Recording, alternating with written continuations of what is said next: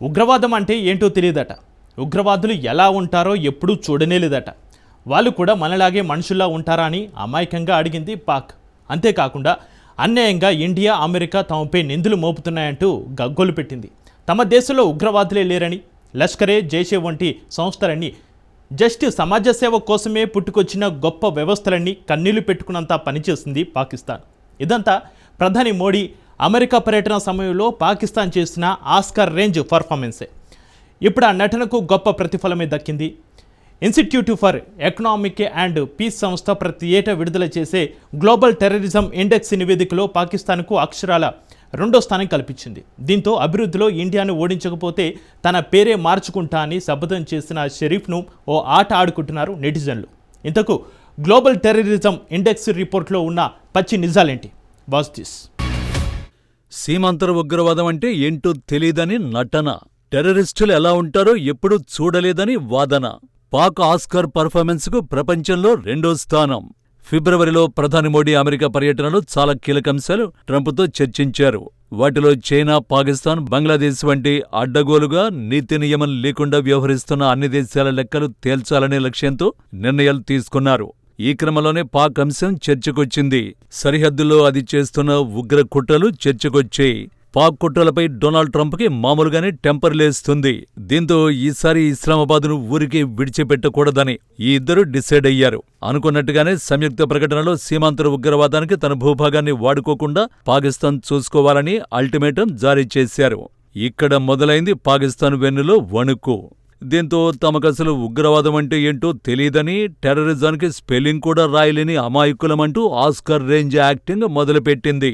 We considered the Pakistan-specific reference in the Indo-US joint statement of 13 February 2025 as one-sided, misleading, and contrary to diplomatic norms. We are surprised that the reference has been added to the joint statement, notwithstanding Pakistan's counter-terrorism cooperation with the United States.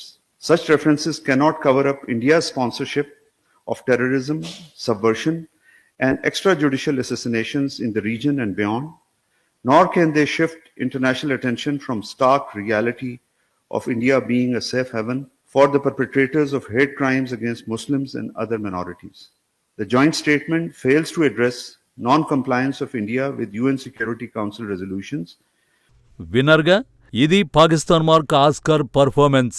సీమాంతర ఉగ్రవాదంపై India, America సంయుక్త ప్రకటన ఏకపక్షమట. అక్కడితో ఆగకుండా ఇండియాపైనే ఉగ్రవాద ఆరోపణలు చేసింది.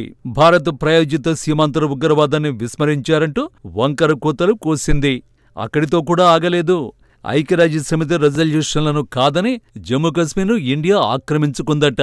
అసలు ఉగ్రవాదం ఇండియాలోనే ఉందని, మన దేశంలో ముస్లింలు, మైనారిటీలను ప్రభుత్వం తీవ్రంగా అణిచివేస్తోందని ఆరోపించింది. ఉగ్రవాదాన్ని తాము పెంచి పోషించలేదని, ఉగ్రవాదంతో తామే బాధింపబడుతున్నామని సింపతి గేమ్స్ స్టార్ట్ చేసింది. కానీ ఈ గేమ్స్ అన్ని చోట్ల వర్కౌట్ కావు. ముఖ్యంగా అంతర్జాతీయ సంస్థల దగ్గర అస్సలు వర్కౌట్ కావు. తాజాగా అదే జరిగింది. ఓ అంతర్జాతీయ సంస్థ పాకిస్తాన్ ఉగ్రవాదానికి కేర్ ఆఫ్ అడ్రస్ అని లెక్కలతో సహా బయటపెట్టేసింది. Institute for economics and peace Pakistan ఉగ్ర లెక్కల్ని బయటపెట్టిన సంస్థ ఇదే. ఆ సంస్థ విడుదల చేసిన గ్లోబల్ టెర్రరిజం ఇండెక్స్ 2025లో పాక్ను ప్రపంచ ఉగ్రవాద సూచికలో 2వ స్థానంలో నిలిపింది. 2024లో పాకిస్తాన్లో ఉగ్రదాడుల కారణంగా మరణించిన వారి సంఖ్య 45% పెరిగింది. 1000 కంటే ఎక్కువ సంఘటనలు జరిగాయి. ఇది గత సంవత్సరం జరిగిన 517 సంఘటనల సంఖ్య కంటే రెట్టింపు. 2000లో ఈ సూచిక మొదటి ఎడిషన్ తర్వాత పాకిస్తాన్ ఒకే సంవత్సరంలో 1000 ఉగ్రదాడుల్ని అధిగమించడం ఇదే మొదటిసారి. ఉగ్రవాద ప్రభావం ఆధారంగా 163 దేశాలలో బుర్కినా ఫాసో మొదటి స్థానంలో ఉంది. దాడుల సంఖ్య, మరణాలు, గాయాలు, దేశంపై మొత్తం ప్రభావం వంటి వివిధ సూచికల ద్వారా గ్లోబల్ టెర్రరిజం ఇండెక్స్ ఉగ్రవాదాన్ని అంచనా వేస్తుంది. నివేదిక ప్రకారం ఆఫ్ఘన్ అనుబంధ సంస్థ తెహ్రీక్-ఇ-తాలిబాన్ పాకిస్తాన్లో అత్యంత వేగంగా అభివృద్ధి చెందుతున్న ఉగ్రవాద సంస్థగా మారింది. 2024లో టీడీపీ దాడులు భారీగా పెరిగాయి. పాకిస్తాన్లో జరిగిన ఉగ్రవాద సంబంధిత మరణాల్లో సగానికి పైగా టీడీపీ చేసినవే. 482 దాడుల ఫలితంగా 585 మంది మరణించారు. 2024తో పోలిస్తే మరణాల సంఖ్య 91% పెరిగింది. పాకిస్తాన్ ఎంచుకున్న టెర్రర్ స్ట్రాటజీలో టీడీపీ కూడా ఓ భాగం. సరిగ్గా 3 ఏళ్ల క్రితం ఈ సంస్థ గురించి పాక్ పాలకులు గొప్పగా చెప్పుకున్నారు. ఆఫ్ఘనిస్తాన్లో తిష్టవేసిన సోవియట్లను తరిమేసేందుకు తాలిబన్లను తయారు చేశాం. మేం సిద్ధం చేసిన ఆ తాలిబన్లే అమెరికా, నేటో సైనికుల్ని ఓడించారంటూ మీసాలు మెలేశారు. ఇక తాలిబాన్ ముఖలు ఇండియాపైన దృష్టి పెడతాయని బెదిరింపులకు తెగబడ్డారు. కానీ వారి అంచనాలు తిరగబడ్డాయి. ఎవరైతే తమ ప్రత్యర్థి అంతు చూస్తారని జబ్బలు చరుచుకున్నారో ఇప్పుడు వాళ్లే శత్రువులయ్యారు. పొరుగు దేశాల్లో రక్తపాతం సృష్టిస్తారనుకుంటే పాకిస్తాన్నే రక్తసిక్తం చేస్తున్నారు. దీనంతటికీ కారణం తాము మద్దతునిచ్చిన ఆఫ్ఘనిస్తాన్ తాలిబాన్లతో టీటీపీ గ్రూపు చేతులు కలపడమే. అలా కలిపిన చేతులు 3 ఏళ్లుగా పాక్లో మారణహోమం సృష్టిస్తూనే ఉన్నాయి. పాకిస్తాన్ అధికారాన్ని సవాలు చేసే ప్రయత్నంలో టీడీపీ ప్రధానంగా భద్రతా దళాలు, మౌలిక సదుపాయాలను లక్ష్యంగా చేసుకుందని తాజా నివేదిక పేర్కొంది. మరోవైపు ఇస్లామిక్ స్టేట్, దాని అనుబంధ సంస్థలు 2024లో అత్యంత ప్రాణాంతకమైన ఉగ్రవాద సంస్థగా నిలిచాయి. 22 దేశాలలో 1805 మరణాలకు కారణమయ్యాయని నివేదిక పేర్కొంది. 4 ప్రధాన ఉగ్రవాద గ్రూపులు IS, Jamaat Nusrat al Islam wal Muslimin, TTP, al Shabaab కార్యకలాపాలు పెరిగాయి. ఈ గ్రూపుల వల్ల సంభవించిన మరణాలు 11% పెరిగి 4204కి చేరుకున్నాయి. ఇలా పాకిస్తాన్ పెంచి పోషించిన ఉగ్రవాదం ఆ దేశానికి కాక ప్రపంచం మొత్తానికి శాపంగా మారింది. అయినప్పటికీ ఆ దేశ పాలకులు మాత్రం తాము ఉగ్రవాద బాధితులమని నటిస్తున్నారు. తాజా గ్లోబల్ టెర్రరిజం ఇండెక్స్ నివేదిక తర్వాత పాక్ ప్రధానికి చెందిన ఓ వీడియోను నెటిజన్లు వైరల్ చేస్తున్నారు.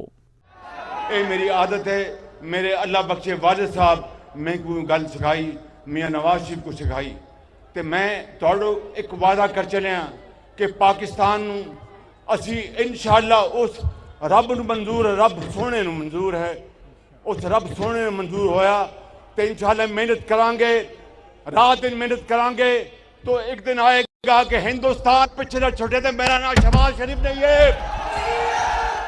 ఇది పాకిస్తాన్ ప్రధాని షహబాజ్ షరీఫ్ వరస.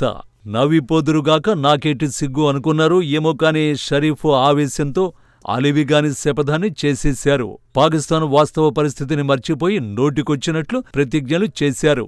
73 సంవత్సరాల వయసున్న షరీఫ్ తాను బతికున్నప్పుడే అన్ని రకాలుగా భారత్ను అధిగమించి చూపిస్తా అన్నారు. లేకపోతే తన పేరు షహబాజ్ షరీఫే కాదంటూ కమిట్ అయ్యారు. నిజానికి పాకిస్తాన్ తీవ్ర ఆర్థిక సంక్షోభంలో కొట్టుమిట్టాడుతోంది. మరోవైపు వేర్పాటువాదం, ఉగ్రవాదం సమస్యలు పట్టి పీడిస్తున్నాయి. ఆ దేశంలో రాజకీయ పరిస్థితులు కూడా సక్రమంగా లేవు. ఎప్పుడు దేశం మిలిటరీ చేతుల్లోకి వెళుతుందో అనే భయాలు లేకపోలేదు. ఒక విధంగా ప్రజల చేత ఎన్నుకోబడిన ప్రభుత్వం స్క్రీన్ పైనే గానీ పాకిస్తాన్ని వెనకుండి పాలిస్తుంది ఆర్మీనే అనేది ఓపెన్ సీక్రెట్. ఇలాంటి సమయంలో త్వరలోనే ఇండియాను అధిగమిస్తానని, లేకపోతే తన పేరు మార్చుకుంటానని శపథం చేశాడు. దీంతో నెటిజన్లు ఆ వీడియోని మరోసారి వైరల్ చేస్తున్నారు. ముందు దేశాన్ని చక్కదిద్దుకోవాలని, ఉగ్రవాద దాడుల నుంచి కాపాడుకోవాలని కౌంటర్స్ ఇస్తున్నారు.